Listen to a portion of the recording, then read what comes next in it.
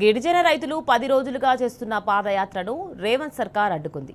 గత 50 ఏళ్లుగా తాము సాగు చేసుకుంటున్న పోడు భూములను దౌర్జన్యంగా అటవీ అధికారులు లాక్కుంటున్నారని, తమ ఆకలి కేకలు గోసను ముఖ్యమంత్రిని కలిసి చెప్పుకుందామని కొమరం భీం ఆసిఫాబాద్ జిల్లా చింతలమానేపల్లి మండలం దిందా గ్రామ రైతులు చెలో ప్రజాభవన్కు పిలుపునిచ్చారు. తమకు న్యాయం చేయాలంటూ దిందా నుంచి ప్రజాభవన్కు 400 కిలోమీటర్ల పాదయాత్ర చేపట్టారు. అయితే వీరి పాదయాత్రను పోలీసులు అడ్డుకొని హైదరాబాద్ శివార్లోని షామీర్పేట్లో అదుపులోకి తీసుకున్నారు. రైతులని కూడా చూడకుండా పోలీసు వారిని కొట్టుకుంటూ వ్యాన్లోకి నెట్టిపడేశారు. అక్కడి నుంచి రైతులను తిరిగి ఆసిఫాబాద్ జిల్లా కాగజ్ నగర్కు తీసుకెళ్లారు.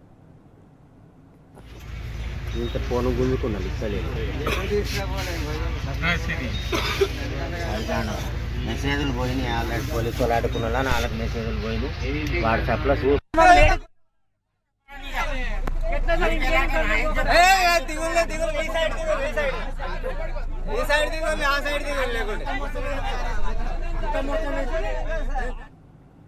ఇక పోడు రైతుల అరెస్టు విషయం తెలుసుకున్న బీఆర్ఎస్ రాష్ట్ర ప్రధాన కార్యదర్శి ఆర్ఎస్ ప్రవీణ్ కుమార్ కాగజ్ నగర్లో రైతులు ఉన్న వాహనాలను అడ్డగించారు.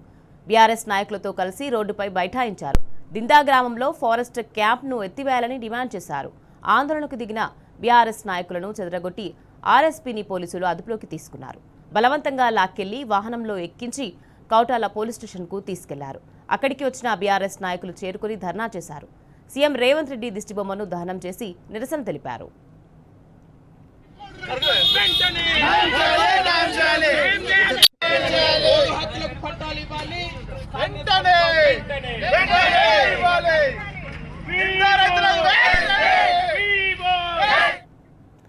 రైతులకు మద్దతు పలికిన బీఆర్ఎస్ ప్రధాన కార్యదర్శి ఆర్ఎస్ ప్రవీణ్ కుమార్ ఇతర నాయకులపై అరెస్ట్ చేయడాన్ని బీఆర్ఎస్ వర్కింగ్ ప్రెసిడెంట్ కేటీఆర్, మాజీ మంత్రి సిద్దిపేట ఎమ్మెల్యే హరీష్ రావు తీవ్రంగా ఖండించారు.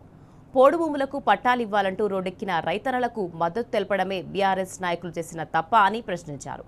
రైతుల చేతులకు బేలీడు వేయడం, అక్రమంగా అరెస్టులు చేయడమేనా ఇందిరమ్మ రాజ్యమని నిలదీశారు.